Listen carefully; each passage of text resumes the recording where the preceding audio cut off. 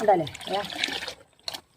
നല്ലോണം ചോറ് അരിക്കൂട്ട് നല്ലോണം ആക്കി അരിക്കൂട്ടി ഉള്ളതുപോലെ നമുക്ക് ഇതാക്കാം. ഇനി എല്ലാം ഒഴിക്കുക, എല്ലാറ്റിനും ഒഴിക്കുക, തക്കാളിക്ക് ഒഴിക്കുക, എല്ലാറ്റിനും ഒഴിക്കുക.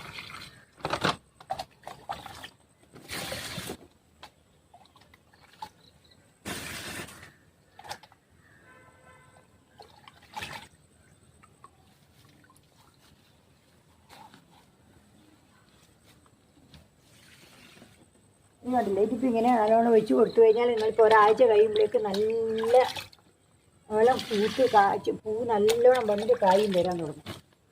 അത് നിങ്ങൾ ഒഴിച്ച് കൊടുത്ത് നോക്കിയിട്ട് വേണം പറയാൻ. ഒഴിച്ച് കൊടുത്ത് നോക്കിയിട്ട് അതിൻ്റെ ഇത് ചെയ്ത് നോക്കിയിട്ട് നിങ്ങൾ അതിൻ്റെ റിസൾട്ട് എനിക്ക് കമൻറ്റായിട്ട് ഇട്ട് തരുക. ഞാൻ ഇത് ചെയ്യുന്നതാണ് എപ്പോഴും സ്ഥിരമായിട്ട് ചെയ്യുന്നതാണ്. ഇത് എല്ലാറ്റിനും നല്ലതാണ്, എല്ലാറ്റിനും നല്ലതാണ്.